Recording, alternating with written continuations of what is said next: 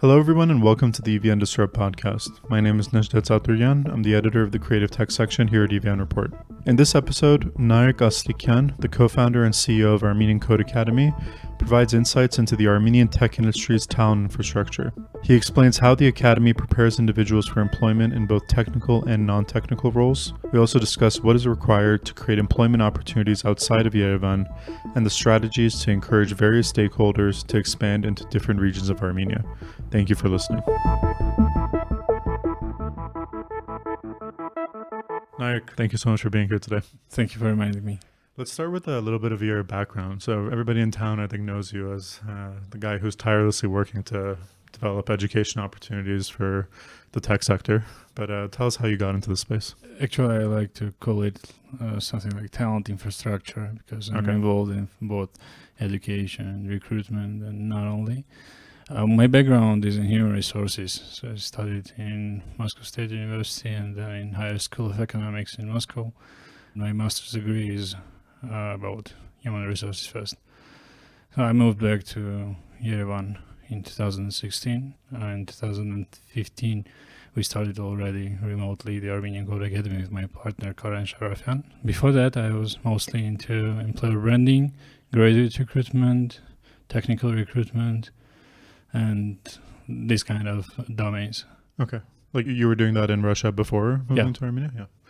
And then when you moved to Armenia, your first venture was ACA. Yeah, Armenian Code Academy. Tell us what Armenian Code Academy is. Today, Armenian Code Academy is the largest tech educational institution in Armenia. I don't like to call it a training center or something like that because we are trying to resolve some market issues. And we're an educational institution from one side, and on the other side, we are the ambassador of employers and tech market. So our business decisions and daily operations is mostly influenced by market conditions and employers' request first. The needs. Yes. Yeah. And not only like what students want to learn and what they are ready to pay for. Mm-hmm. Right. So both sides, like both the supply and the Correct. demand for it. Today you have a huge breadth of a variety of courses, such as from both technical skills, like different programming languages and DevOps, things like that, to soft skills like product management, project management, and things of that nature. When you're evaluating what to offer, which stakeholders are you going to first to understand that? Do you guys have close relationships with tech companies in Armenia that you speak to constantly to evaluate that? Yeah, correct. Product management and project management are hard skills too for us. Okay. So we are just starting our soft skills expertise. And we launched the spin-off project, Leadership in Tech Academy, 1 year ago. That's about soft skills mostly. And yeah, we're tightly connected with employers, with leading employers and trendsetters on the tech market to identify gaps in the education, in the labor market. It's not only about higher education because we do not expect that universities or master's programs will provide such professionals like DevOps professionals or data engineers or are ready to go to the market, data scientists and so on. So first we are analyzing the labor market, what it looks like today. Mm-hmm.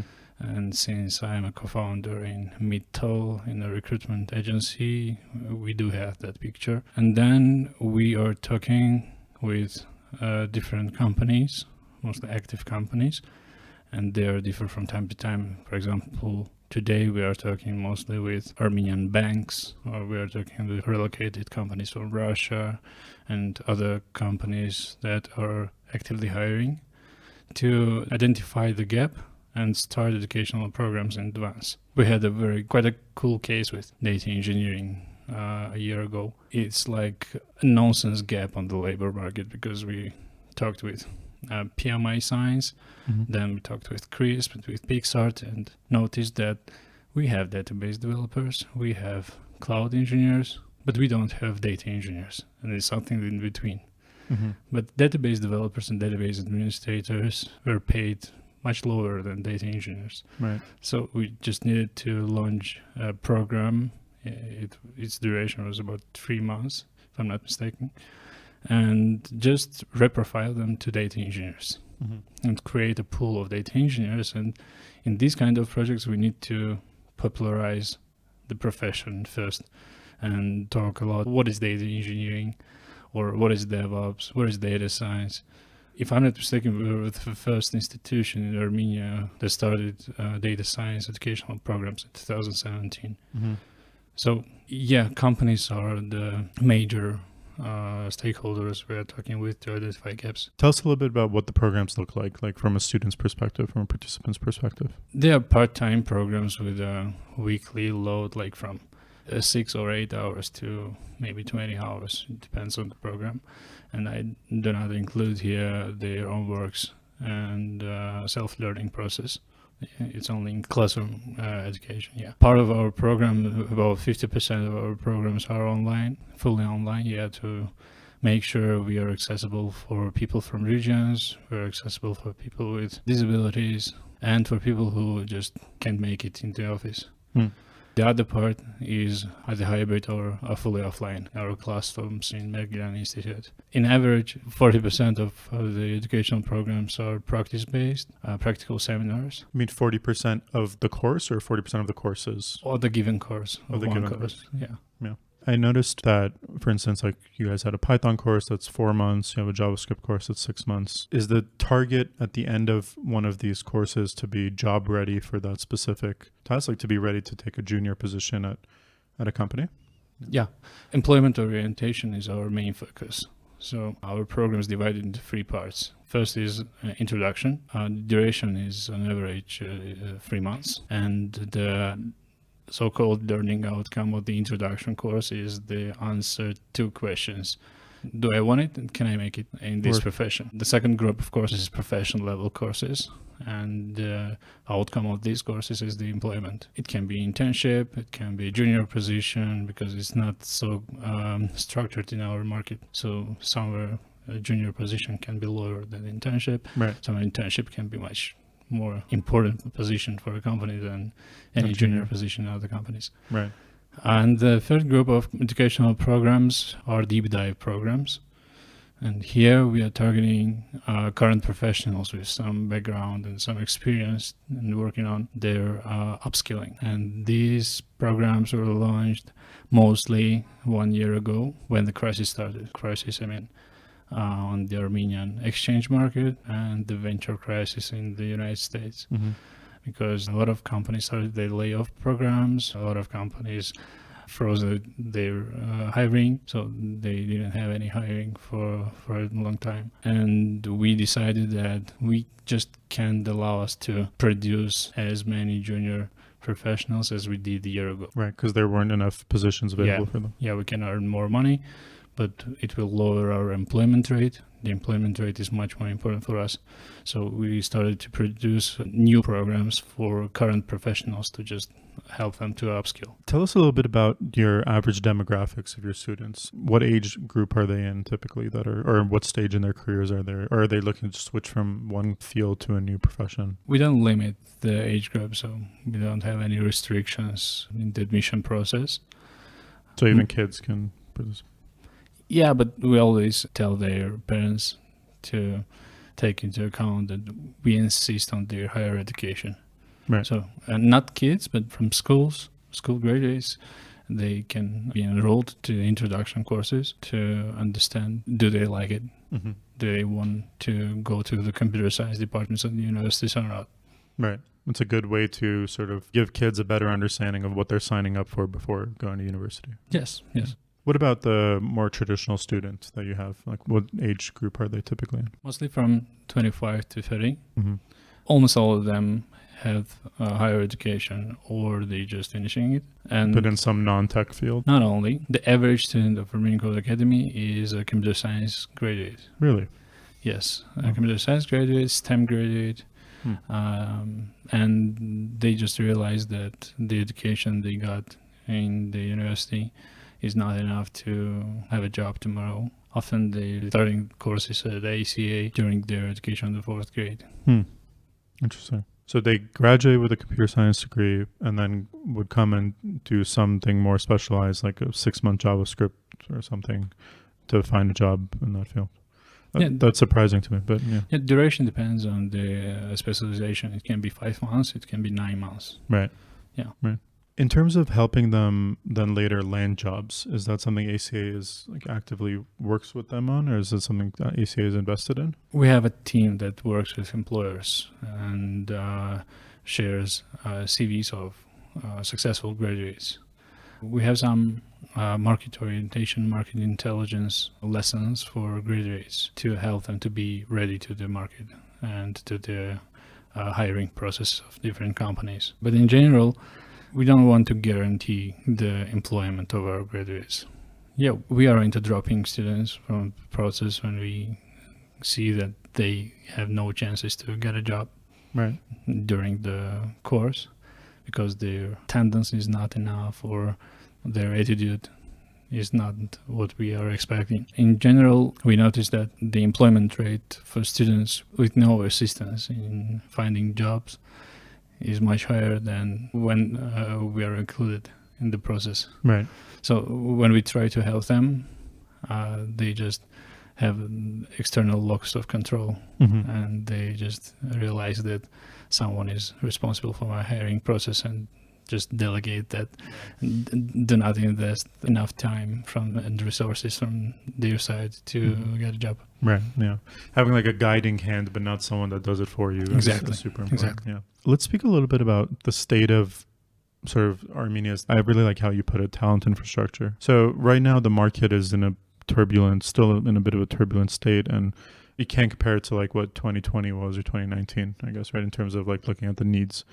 But if we were to assume that, the market's going to return to a healthy state in the coming future, or when it was before this crisis, what were some of the biggest shortcomings of, as you put it, the talent infrastructure? Like present sort of the shortages and stuff there were, because that's something we often heard about. Do you want me to list the professions we have a shortage? I'm curious, both from a professions perspective, but also like the ones that we do have. Like obviously we have a lot of software engineers, but there was always talk of how there's demand for much more. Like, what do we mean when we say much more? What's the actual gap? We have two gaps. One is about non-technical professions: product management, product design, business development, growth specialists, product marketing, technical recruitment, HR specialists. Sales, business development, sales, and other specialists that can drive businesses and make Armenia a tech hub of unicorns, but not just technical hub for foreign companies. The second gap we have is a maturity gap. So our educational institutions is not mature enough for a 21st century technology hub. Our employers, unfortunately, are not mature enough because not all of them, just a few of them, are investing enough resources and time and focus on internship programs or hiring junior staff for mentorship and so on. It's just a necessary component for companies with a long-term vision, and you can't just hire seniors only, plan to be stable and sustainable for years. Right. Because even if they don't, like maybe the company can say, I don't need the junior today, but they exist they as in the company exist within the Yerevan tech ecosystem or the Armenian tech ecosystem, and they're going to need a growing supply of talent to one day like be able to fill all the roles that they're going to have, right? So they should have a vested interest in developing that talent. Here there are two reasons to invest in juniors. First is the pragmatic view and the rational business decision, because juniors, our expertise shows that the juniors are the most loyal staff. They are eager to learn. They are ready to invest much more time and efforts into their professional growth. The second thing is, sorry to mention that, but corporate social responsibility.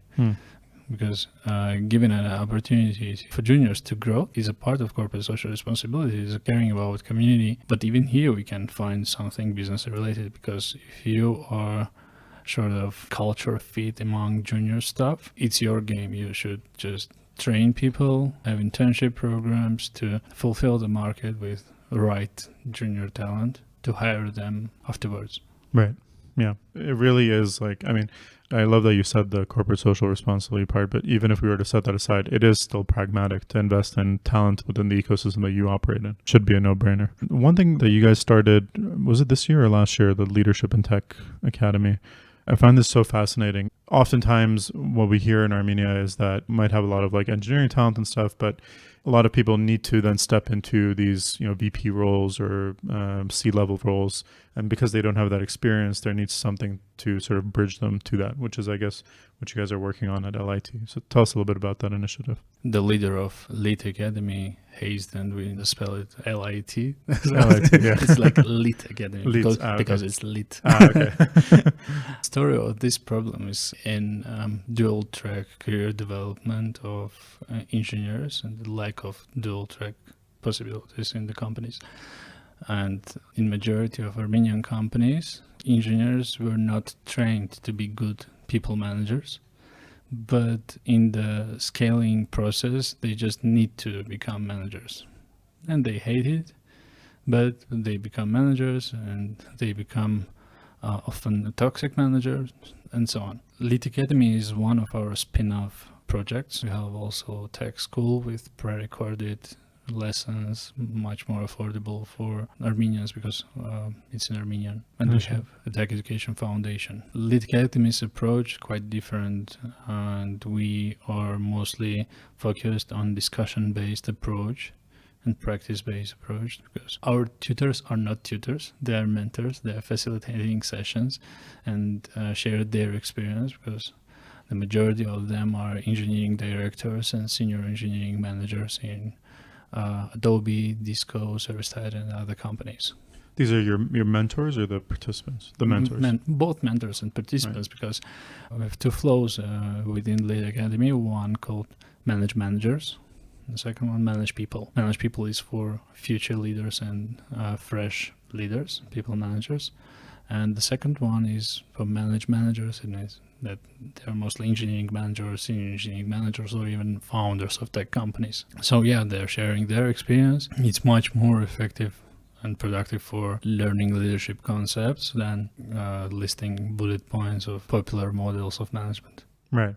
Yeah, it's much more like practical and shared experiences, I guess. Yeah, there is no single truth in management. Every company should have their management culture, management style. So the only thing they need to give them is like a possibility to think about it, reflect about issues, and find their own solutions. How's the reception to it been from the industry? It's quite challenging for us to attract participants, but everyone who participated, they're very happy with it. Yeah, we already have 3 batches of students graduated.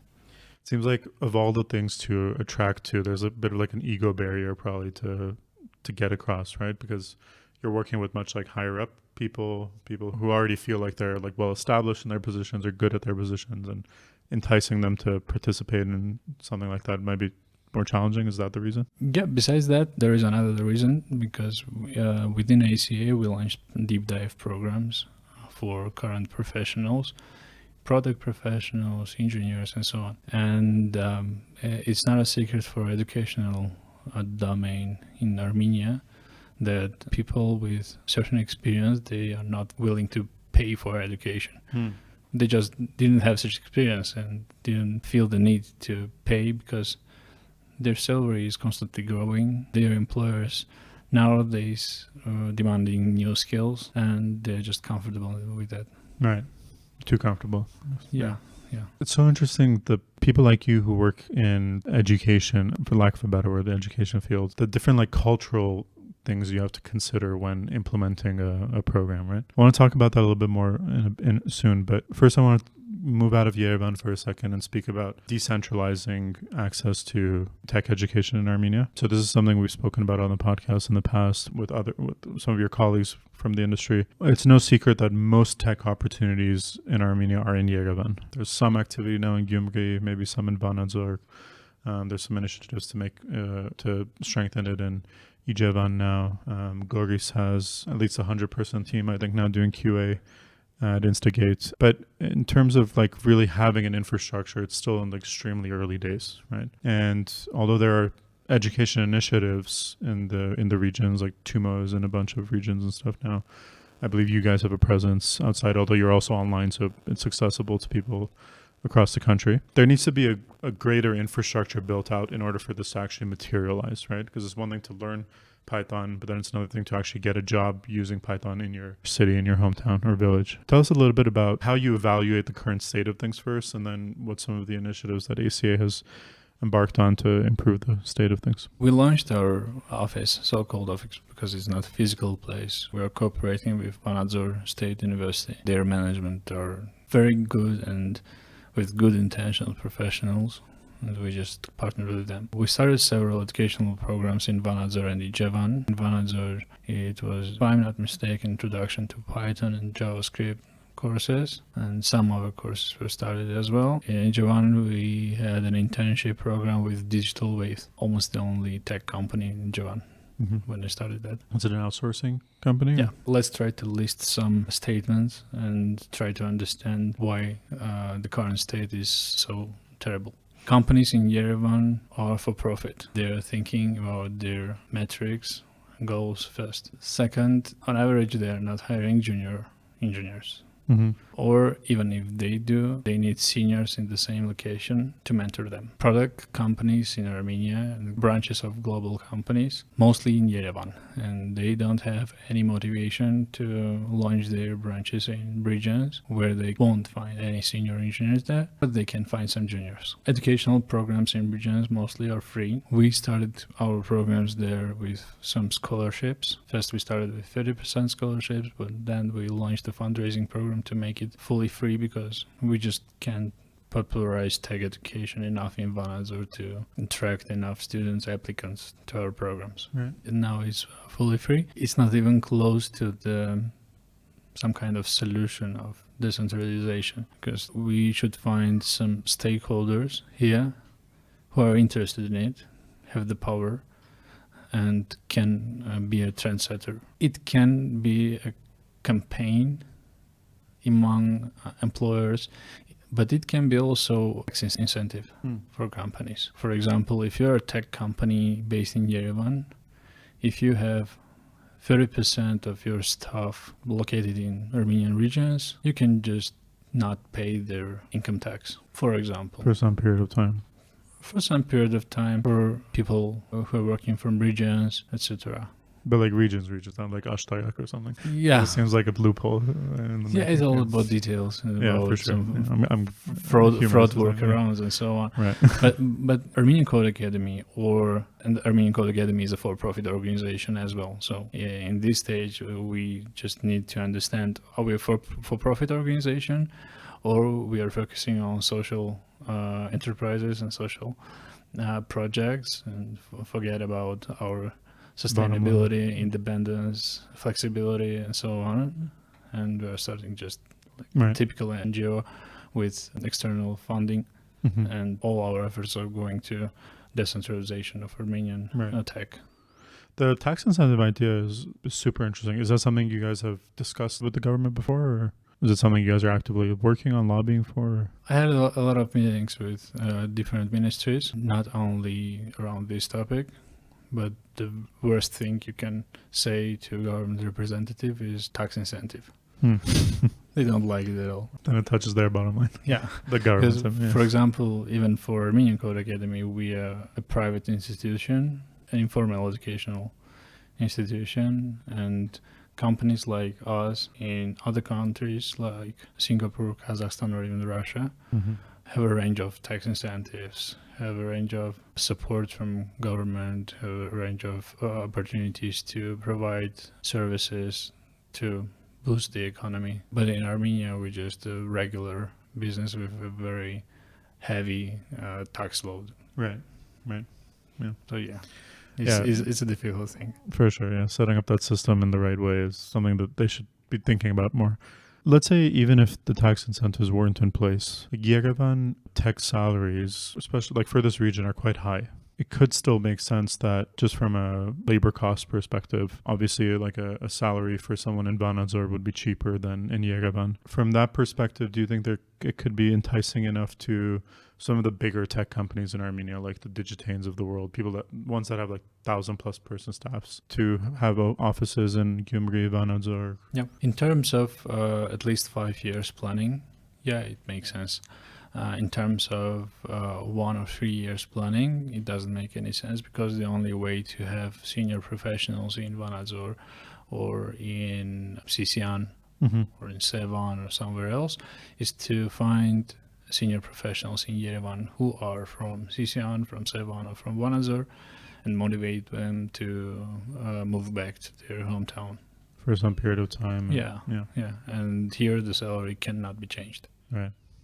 Does remote make anything easier? For example, like if you were to hire a junior remote worker in Sisian and the person whose team they're on is in Yerevan, is that too challenging given the junior-senior relationship? Or it's too challenging. I'd say that it's highly recommended to be in have person. Mentor in person at the same location, or at least to have that mentor for at least for a week in a month. Yeah, that's a good point. Let's get back to education a bit more generally. So you guys would be called like a non-traditional education. Non-formal. Sorry, non-formal education provider, I guess. When thinking about the future of access to tech education in Armenia, how do you see this sort of clash between, I don't even know if clash is the right word, but the parallelism between formal education, our computer science faculties and our other STEM faculties, and initiatives such as ACA, such as Armenian Code Academy? Do you think one has the opportunity to strengthen the other, or are they just for two separate populations fundamentally? I'll bring some numbers here. First of all, we are not competitors, right, I think, with universities. The numbers are following. We had around 18,000 applicants last year. To ACA? Yes. Wow. 18,000 at ACA, and we had 12,000 applicants, if I'm not mistaken, in all the Armenian universities combined.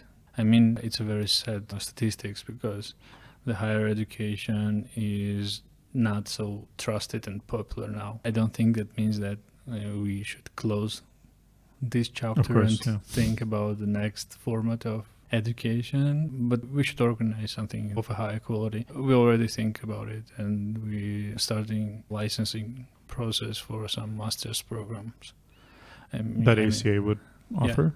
Yeah, ACA will provide some master's programs. We want it to be backed by employers. I mean, it should not be like a traditional master's program have already in some of our universities, and some of them are just great. For example, we don't want to start with our core competence with machine learning, because we know that some of the universities already have that programs, but we don't have anything related to cloud engineering. Right. We don't have anything related to product management or to tech entrepreneurship. Right. And that can be the thing we will start with. So that you would identify these gaps within the current academic institutions and try to fill them. Besides that, these are the directions with T-shaped competence necessity. I mean, to be tech entrepreneur, you need to know something from product management, something from finances, something from human resources, You're something generalist, from tech for non-tech, and so on and so on. The same is for cloud engineering. The same is for product manager itself. Right. We were on a panel together at Digitech in March, and so was Dr. Papazian, Mary Papazian, and she said something really interesting, the way she worded it. She said that non-formal education organizations like you guys don't have a lot of the baggage that traditional educational institutions have, meaning like you guys have a lot more freedom and luxuries to try new things, right? One of the things that has become popularized in the last like 5, 6, maybe 7 years is the idea of an ISA, an income sharing agreement. It's quite popular now in the US with at least one organization, what do they call it now? Bloom University, I think, which provides an ISA. For those who don't know, is their participants, they go participate through the Bloom program, learn some professions such as software engineering, they don't pay anything up front, and then when they graduate, the Bloom takes a certain percentage of their income for 2 years or something like that. And it incentivizes the education provider to make sure that that person gets a job, because otherwise they don't get paid, right? I think this is something you guys have experimented with a little bit in the past as well. Can you tell us a little bit what your experience was like and whether or not this is a model that's promising? Sure. Have you heard about the Bloom Tech history? I know a little bit of it, but because ISAs are such a contentious topic, it's hard to know which side to really believe in. Yeah, as I know, they started with Lambda School. So that was the name was Lambda originally, School. right, Yeah, and after some cases, some court cases and complaints from graduates, they decided to rebrand them because they were always announcing that their employment rate is about 70%. In fact, the employment rate was about 30%. So they were inflating the numbers. Yeah. I don't know if it's truth or not, but it seems like it can be truth because in Armenia we experimented with ISA. We did it in completely the way because we're still social. We just tried to be more social than Lambda School. Okay, what does that mean? We didn't attract any financial institution to collect debts. You're not paying to Lambda School, you're paying to financial institution Lambda School is working with. Uh-huh.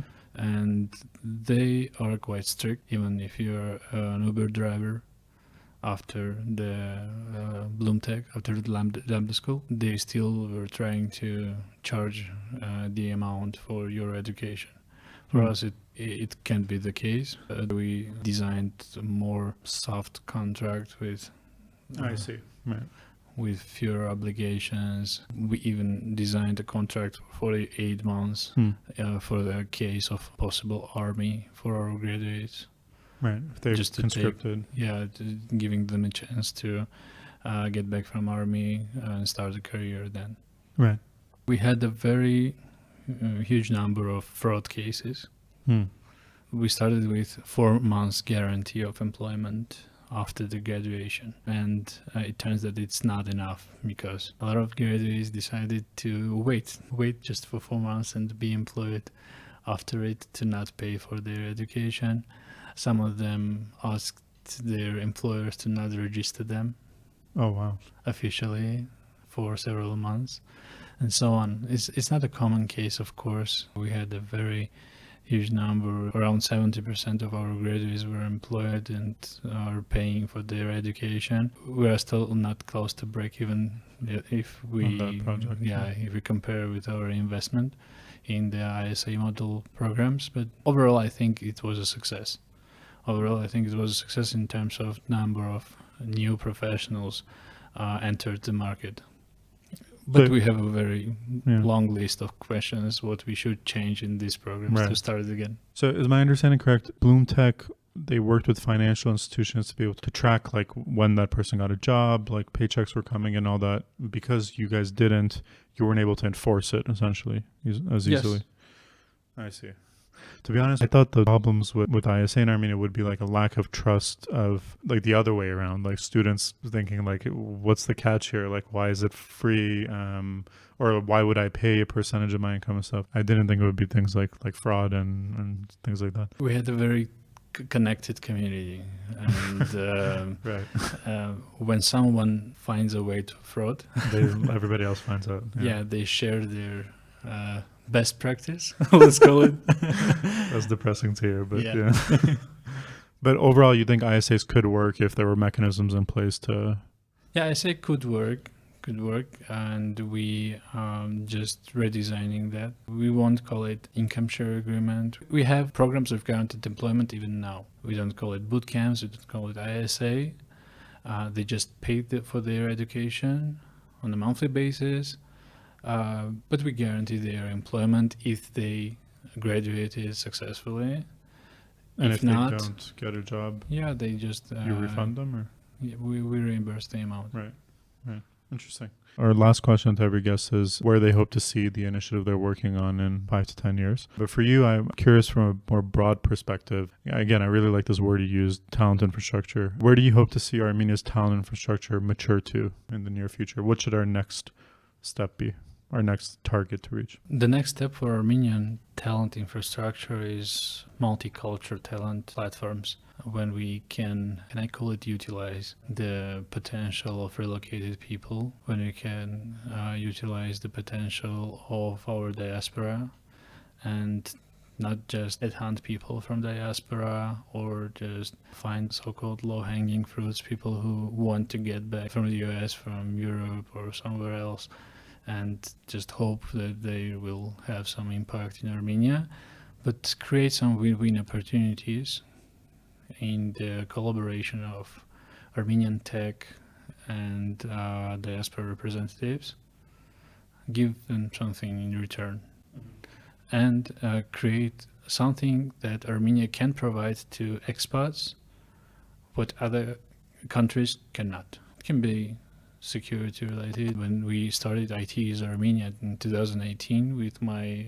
colleagues, it was an initiative to relocate expats from abroad to Armenia in the specializations we urgently needed, like deep learning, product management, and so on. We decided to not sell Armenia itself because Armenia is not competitive in terms of natural things. Yeah, we are quite comfortable for living. Countries have mountains too, right, sun and food, and New Zealand is quite secure as well, right, if I'm not mistaken. Much more secure, maybe. Yeah, yeah. We are not competitive, but PixArt has 1 billion downloads, and it's much more attractive for tech guy to relocate to Armenia to work for PixArt rather than to see the mountains, eat hash. Right. Yeah. On the mountain. On the mountains, of course. All right, I'll ask one last question. So we're now approaching about 18 months since we had a large wave of Russian immigration to Armenia because of the war in Ukraine. A lot of tech companies have moved here, like from Russia, and tens of thousands of Russians themselves. A lot of them are tech workers. Do you think we've utilized that talent for our sector well, or is it kind of two parallel sectors within our country working? They have their own meetups in Russian. They have their communities. We failed on the integration. Of course. Their hiring strategy is mostly focused on hiring relocated specialists. 3 months ago, we created a platform for collaboration of leaders of relocated companies with Armenian government, with Armenian companies, with other talent infrastructure stakeholders, let's call them, like recruitment agencies or job boards or UAT and so on. And we attracted all of them in one place, like leaders of Yandex, Avito, Tinkoff, Boston Gene, Align, Criteo, and a range of other companies that are represented in Armenia and no one heard about them. We're trying to have our impact there. Of course, it's interesting for us also to attract some corporate partners for the Armenian Code Academy, but it's quite ridiculous that no one created that platform before. Right, yeah. But it's not too late, you think? It can still be... It's not too late because... They're still here. The largest companies already decided to establish their hub in Yerevan. So companies like Yandex, Tinkoff, Nvidia, and Miro. so on, Miro. Yeah. Some of their employees left Armenia to other locations, but most of them decided to establish here and start their hiring as well. Yeah, that's a resource that we should make sure that we tap into and utilize before. Yeah, of course. It's too late. Yeah. And we should keep in mind that companies that are relocated to Armenia are very mindful. And some of them, like Align Technology or Criteo, started internship programs with Armenian Code Academy. Mm-hmm. Before starting seniors here, they started their internship programs. It was a use case I never seen from Armenian companies or global companies that moved to Armenia before. Yeah, that's fantastic. Narek, thank you so much for being here today. Thank you, too.